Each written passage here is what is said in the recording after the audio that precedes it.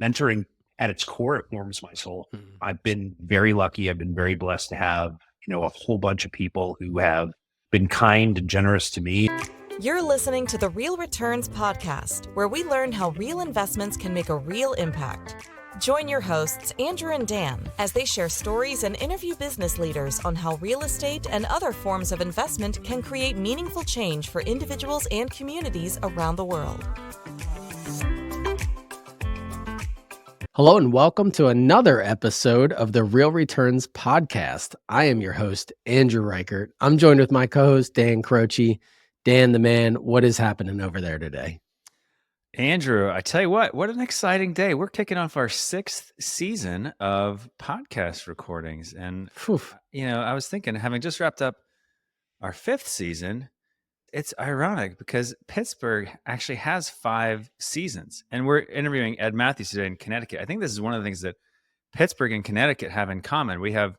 There's the springtime and summer, fall. We both have beautiful falls in Pittsburgh and Connecticut, and the winter. And then there's that 5th season of For the Love of Everything Good. It's April and it's still snowing outside. So Yes. Yeah, it's like, at least you're coming out of that darkness. I thought you were going to say like the 5th season is like, I wish I lived in Florida. well, I mean, it's the same thing basically, right? Right, But, exactly. I thought you were going to say football season. But, that would have been a good one. Steeler season, yeah. Oh, Ed's bringing the jokes. Are you guys what is that Patriots country up there? I guess in Connecticut. Okay, Connecticut kind of splits in half between Giants and Patriots, depending on which side of the river you live on. gotcha. Cool. Well, I'm doing well, nonetheless. Excited to be kicking off season number 6 here on the podcast. Yeah, awesome. Well, Dan, would you mind introducing our guest today? Happy to do so. So we have here today with us Ed Mathews. Ed is the founder of Clark Street Capital. He's a seasoned real estate investor now, but for a while he had a almost 25-year career in Silicon Valley. So after that, he transitioned to real estate in 2011, and he started to build a portfolio of multifamily properties, both where he is up in Connecticut and also in the southeastern United States. So Ed shares some of our DNA in terms of wanting to be passionate about affordable housing and mentoring and caring a lot about the communities that he invests in. So Ed, glad to have you on today. Why don't you introduce yourself to our guests? Yeah, it's an honor, Dan. Good to see you again, and good to see you, Andrew. So yeah, Ed Mathews with Clark Street Capital. We have been investing in the multifamily space for, like you said, since 2011.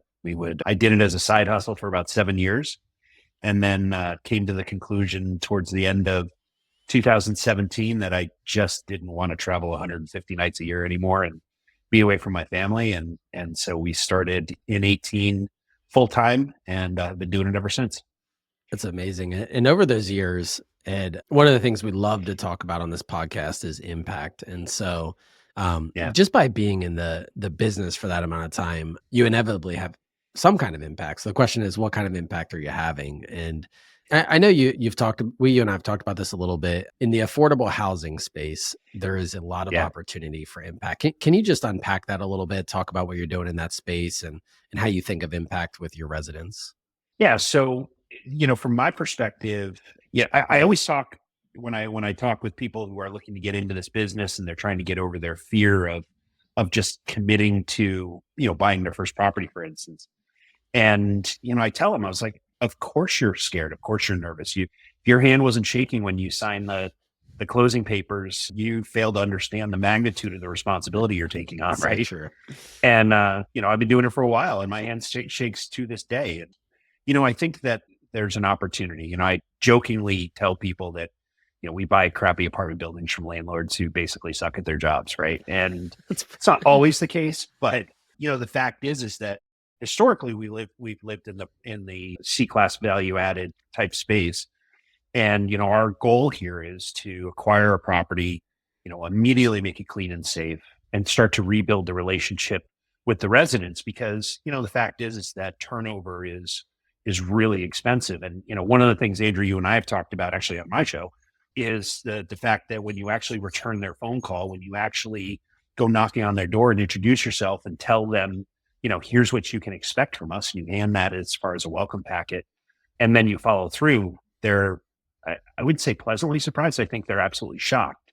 And it's not because the previous landlords, previous owners we're bad people. In most cases, they aren't, right? It's just that they get overwhelmed, they get burnt out.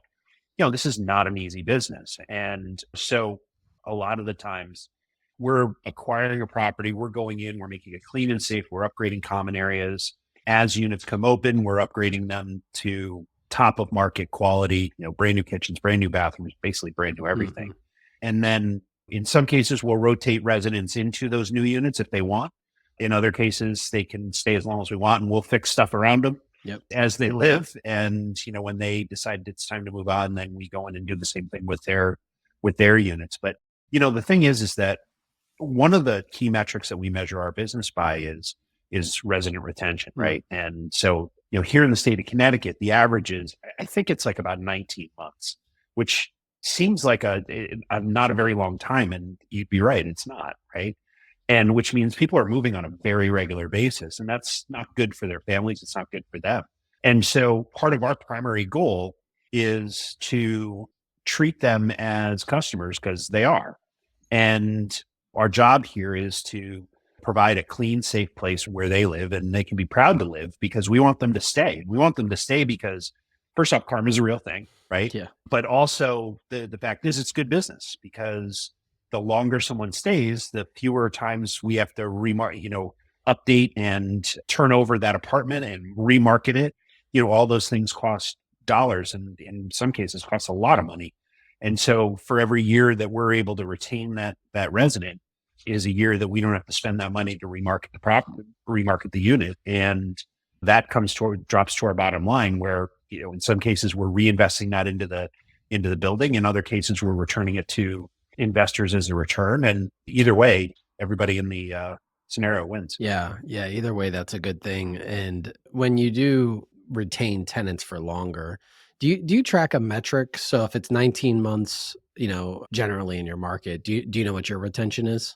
Yeah, it's about just over 4 years. 4 years. Wow. So my assumption is that by doing that, you're able to generate better returns for your investors. Indeed. Yep. Indeed. That's the whole game, right? Yeah. It comes down to, I really like laying my head on the pillow every night, knowing I'm doing the right thing. Yeah. It's just part of the way I'm wired. Yeah. It's so good. And by doing the right thing, you're also doing right by your investors. You're generating kind of that double bottom line. Correct. Well, let's talk about other ways that you're generating impact. So obviously you're impacting the residents that way, impacting your investors even by generating that outsized return. How about like local economic growth? I've got to think that by revitalizing properties, you're creating jobs, boosting local economies, things like that. What does that look like for you? In a very small way, yes, right? I mean, I don't think we're moving the needle in terms of the overall macroeconomic, but I think that from a neighborhood perspective, we're bringing back to life properties that have seen better days. And part of what we're doing is we are basically building a brand around that building. And the reason being is that I know that our next resident lives probably within 1.5 miles of that building. And so, we're looking to make sure that everybody in the area knows that this is a very well-managed building. We have a standard in terms of the folks that work for us and their responsiveness and their ability to interact with our residents, because, whether it's a handyman, a plumber, electrician, somebody's going to come knock and they need to understand, okay, if a resident asks for help, here's what you do, right? Yeah. Even if you're not wearing a Clark Street logo on your shirt, here's what our expectations are, because we want to make sure that the residents feel heard. And again, that just comes down to customer service. So, we are focused primarily on, with each building or each collective of buildings within a particular town or city here in the Northeast, we have a specific team that manages those properties. So, we're obviously hiring people that are local to the area. And so that certainly helps. And, the economic impact of every dollar that we spend turns into $5 that they spend somewhere else, right? So there's that. And, the other part of it is in our rehab division, we're buying single family homes that have seen better days. And, we're certainly, making them clean and safe, making them beautiful. And we typically sell those off. And obviously that impacts the neighborhoods in that, you've got a dilapidated house one day and 6 months later, you've got a brand new spanking house that looks nice, and you've got a nice family that just moved in and new neighbors. And overall, I think the city benefits because they're getting an asset that for all intents and purposes, was a dead asset on their books, and they're returning it back to their grand list as a property that's actually worth something. Yeah, I love that. And the impact on the community and the revitalization of that area. It's hard to quantify, but I can picture it. And so I think that's great. Yeah. Well, I mean, look at Detroit, right? I mean, 10 years ago, Detroit was a ghost town. And if you go through and drive through Detroit now, there are neighborhoods that were dead and gone 10 years ago that are, beautiful neighborhoods where families are raising their kids, and that's happening in city after city after city all across the country. Yeah, it's so true. And I think you're a big part of that happening in your areas where you're investing. We talked about impact in terms of the real estate and your business, but I want to talk about impact in terms of you as an individual. Sure. So one of the things I was really struck by last time you and I spoke, you mentioned, hey, I'm a cheap date. Yeah. Buy me coffee and I'll tell you everything I know about real estate. Yeah, I think mentorship for you is a way in which you think about impact. Am I right on that? And if so, can you talk about that a little bit? Because I got to tell you, I'm not a cheap date. People ask me for coffee all the time to pick my brain, and I'm like, my brain is all picked out. So can you just talk about how you think about that? Yeah, I mean, obviously you have to draw a line at some point, but it's interesting. I was a partner with the local Real Estate Investors Association here, and I stood in front of a room of 200 people and said, guys, I'm a cheap date.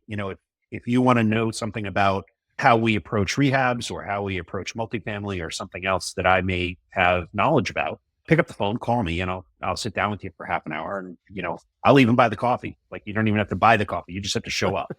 And I had like 5 or 6 people out of those 200 that raised their hand. And my partner was like, you're out of your mind doing that. I said, not everybody's going to say yes. Yeah. And even if they did, I'd figure that out, right? We'd do a Zoom call instead, right? Yeah. But mentoring at its core, it warms my soul. Mm-hmm. I've been very lucky. I've been very blessed to have, a whole bunch of people who have been kind and generous to me. And this one gentleman, he was the CFO of a company I used to work for back in the early 2000s. His name's Mike Gonerman. And every month I would buy him breakfast at the Newtown Marriott, or at the Newton Marriott just outside Boston. And I would spend the first 15 minutes talking about, here's how we're going to change the world and all these things we're doing. And he'd then spend the next 45 minutes saying, okay, kid, here's how you're screwing up. And here are the 19 ways you're messing up. And here's how you fix it. Right. Yeah. And it was invaluable. So good. And I've had so many of those people in my life that I feel compelled, and they've never asked of anything for me. It's not like I want, other than maybe some scrambled eggs, right? The fact is that they've been very generous. And so I feel that the right thing to do is to pay it forward. And so I try to do that in as many ways as possible. We do that being a cheap date, and we do that, through our podcasts and some other things that we're cooking up as well. Yeah. I love that, Ed. That's actually a really inspiring thing. I think at various times in my life, there's been mentorship has kind of come in and out of life. I think the intentionality that you seem to have is pretty inspiring. For the benefit of our listeners, Ed, could you back just a little bit up and tell us, like, what is the business of Clark Street? I mean, I understand generally, where you guys are investing in the product types that you are seeking out, but what's kind of the elevator pitch, and where's the capital come from? Do you self-manage? Just give us like a 10,000 foot view of what you go about doing every day at Clark Street. Sure. So we are a vertically integrated real estate investment company. I am a general contractor, as well as we have Clark Street Management, which does our in-house management. In the state of Connecticut, we manage our properties ourselves. Where there are properties outside of the state of Connecticut, we manage managers instead. And so we hire local folks. That may change in the future. We're kind of looking at that model, but basically Clark Street exists to help C-level executives and business owners invest in real estate and not have to leave their job, right? And so, a lot of what we do is work with very senior executives and business owners who would love to get into real estate, but just don't have either the skill set or even the bandwidth, time-wise, to be able to manage real estate property. So, that is who we work with. That's typically where our capital comes from. And, so we're always on the hunt for deals. We tend to stay, I think we occupy a similar space as Burgo does, in that I'm looking for properties these days that are just a click above what a mom and pop is going to buy. But I'm also not so ambitious that we're buying stuff that the institutional money will chase as well. So we tend to stay in that 50 to 150 unit space. And usually it's more like 50 to 100 units. That is our comfort zone these days. Yeah. Ed, are you finding any opportunities on the sustainability kind of green side of things? That's another area you hear people talking about on when they think about impact, is sometimes they're thinking about impact from an environmental standpoint. Are you seeing any of those kind of opportunities when you're renovating these units to do any upgrades on that front? Yeah, not as much on the existing because the retrofit is super expensive and difficult, right? However, we just bought 58 acres right around the corner from where I'm sitting right now. And one of the things we're looking at, that's going to be an affordable housing play. In the state of Connecticut, we're about roughly 30,000 units behind where we need to be from an affordability perspective, in terms of 2030, measures. And so the state of Connecticut has basically said, hey, look, if you are a town that has less than 10% of affordable housing stock, they've implemented this 830G program, which basically is a zoning override. So we can go and buy farmland, which is what we did. And with a covenant, I think it's a 40-year covenant, we'll devote 30% of the units that we build to affordable housing. And so basically it comes down to HUD's fair market value rent and the subsets of that in terms of workman's housing and down all the way through Section 8. And in the new development, we're actually looking at solar as one of the energy sources for the property because, it's fairly rural out here. So being able to at least partially get a building off the grid is going to be a huge win in terms of the viability of the project financially. And, the fact is that financing over a 30-year period to make that investment work seems to make sense. So it's something that we're definitely looking at. And I wanted to ask a follow-on question to something you mentioned earlier about your retention. I thought that was a fascinating statistic. You're looking at 4-year average duration for your residents. Kudos to you. That's amazing. Yeah. Thank you. Something that we wrestle with internally sometimes, and it is directly related to how we think about impact, both to our residents and our investors, is the kind of interplay between turnover and rent adjustments and whether or not you're keeping up with rental rate increases when you're not trading out tenants. So how do you kind of strike that balance of, wanting to retain and yet also keeping your rents up to market when you're renewing leases? So we go in assuming we're going to lose 40% of residents when we buy. And so the way we're underwriting this is assuming that those 40% of the units are the ones that are going to be upgraded. We're going to bring those right up to market. Typically, we'll go in and do the rehab work, completely change over the interior of the property, and then raise them to probably 90 to 95% of what we understand to be the market rate in terms of rent. As far as the existing units, we stay within the confines of maybe at or a click above inflation rate. So 3, maybe 4 or 5% at max. And knowing that there are going to be folks that self-select and move out because, part of our introduction is that, and the reason that we do so much work in the beginning in terms of upgrading the common areas, going through the mechanicals and making sure they're clean and safe and, doing all the things that needed to be done probably prior to us acquiring the property is because we want to show the residents that there's a new sheriff in town. And part of that process is us explaining the relationship, making sure we're all clear on who's responsible for what. And for us, our responsibility is to provide a clean and safe place for them to live and raise their families. And we want to make sure that it's nice so that they're proud to live there and hopefully they stay. Their job is to pay their rent on time. And that's the extent of the relationship, right? I mean, we're going to serve them as customers, but the fact is that, on the 1st, the rent's due, and on the 10th, if it hasn't been paid, then, we have to have a conversation, right? And most people are fine with that. Some people are not. And so they self-select out, but we try to work with people as best we can. And we're not a company that goes in and jacks up the rent on existing residents.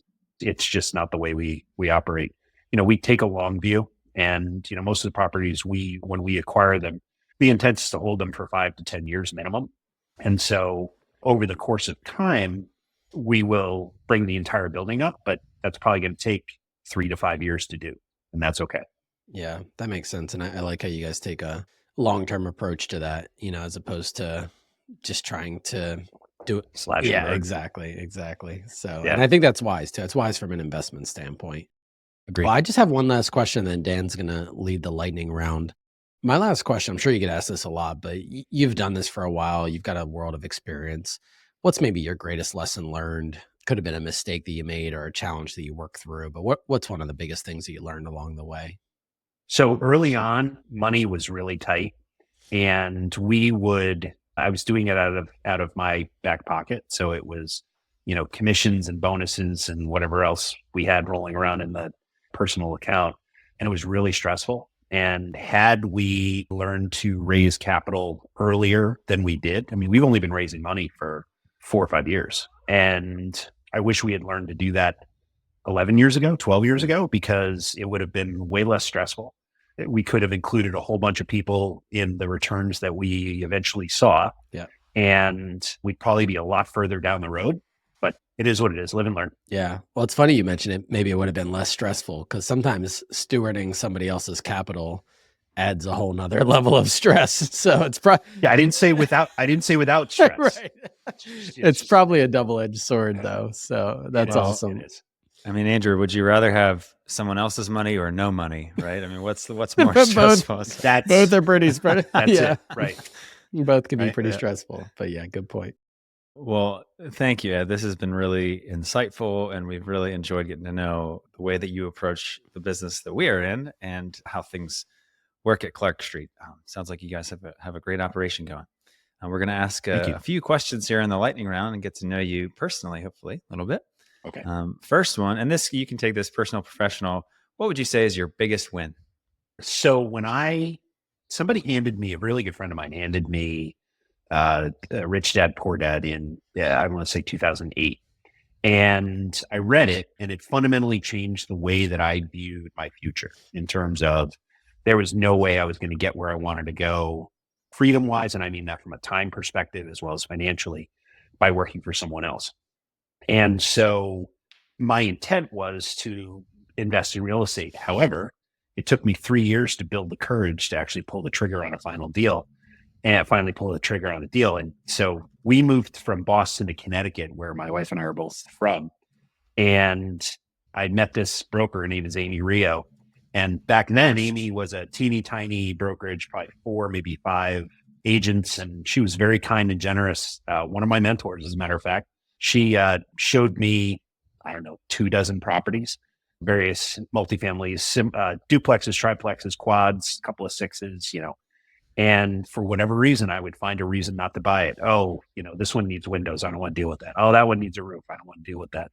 This one's white. I really want a blue one, right? I mean, it was just silly excuses. And what it really came down to is I was absolutely terrified. And we walked into this property in East Hartford, Connecticut, actually on Clark Street. And we walked this 4-family, and it was in the middle of a rehab. The person who owned it had basically run out of money, had overestimated or underestimated how much it was going to take to fix. And it was pretty darn close to being ready, but it needed probably another month worth of work and it would have been good to go. And so we're walking out and I'm already chewing on, okay, what's my excuse this time to not buy this? And I started, here's why I'm not going to buy this, Amy. And she nodded and listened. And as I'm talking, she takes out a pen and clicks the pen and puts a piece of paper on the hood of my truck. And in the middle of my excuse-laden diatribe, she puts her hand up. She says, stop. She said, look, I like you. I've spent several months showing you properties. This is the best deal I've ever shown you. And if you don't buy this effing property, and she didn't say effing, I am going to never talk to you ever again. She handed the pen, put it in my chest and goes, now sign the effing contract. She did not say effing then either. And now I'm like 6'4". I'm like 6'4". I'm not a small human being, right? Amy is generously 5'2". I'm more than a foot taller than this woman. She scared the living daylights out of me to the point where I took the pen and I signed the contract. And to this day, well, actually, up until about April of this year, I owned that property and it cash flowed short of the first month. It cash flowed every single month we owned it. And I sold it for more than 4x what we paid for it about 6-8 months ago. So that got me going. And now there's probably financially not my biggest win, but career-wise, definitely my biggest win. So good. And that was awesome. Definitely a huge win. So congrats to you, by the way. I don't know that I have an investment that's performed quite so well as that. So good for you. How about your favorite movie? So I am a Tom Clancy fan. The Hunt for Red October is a movie. Every time it's on TV, I will stop and watch it. I probably know it by heart. I've watched it so many times. So, yeah.